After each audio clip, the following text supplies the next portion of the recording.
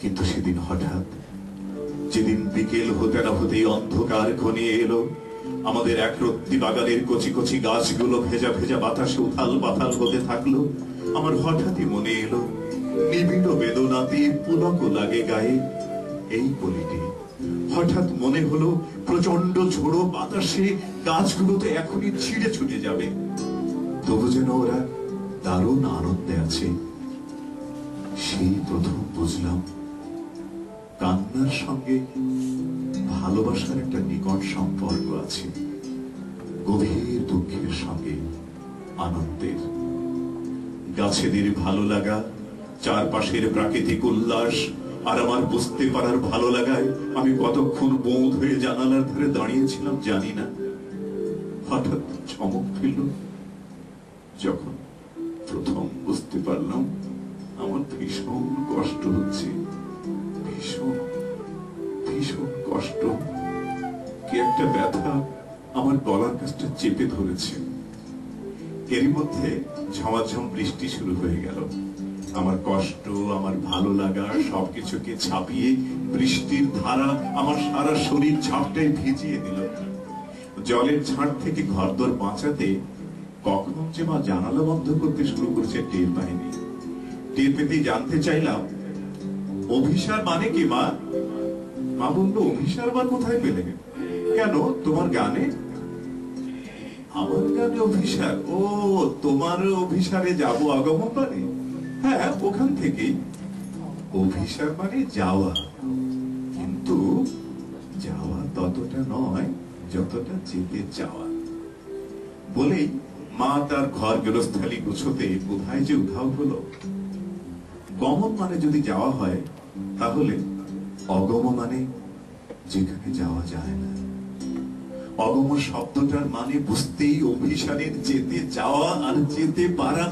অবস্থা হলো আমার, সকলে নিবে কেড়ে, দিবে না তবু ছেড়ে, মন সরে না যেতে, ফেলেলে কি দায়ে।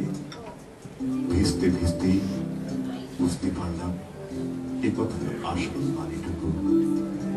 ঝড়ো ঝড়ো বৃষ্টির অবিরাম ধারায় ভিজতে ভিজতে আমি মার মতোই খোলা গলায় গাইতে লাগলাম, আড়ালে তুমি মরি ভালোবাসারই গায়ে।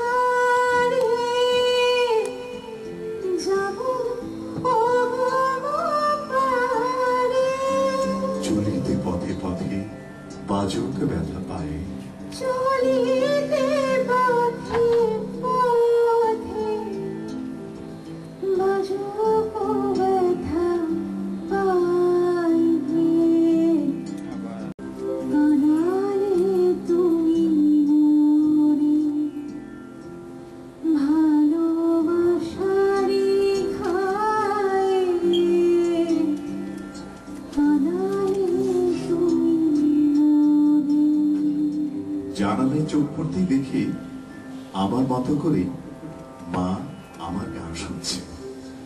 চোখাচোখি হতেই বলল, ঢের হয়েছে, উঠে এসো এবার।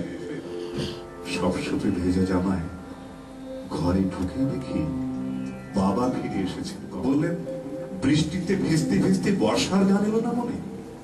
বাবাকে কি করে বোঝায় অভিসার শব্দের মানেটুকু এখন আমি জানি, আজই জেনেছি ভালোবাসার আঘাতে কেমন করে কাঁদা যায়।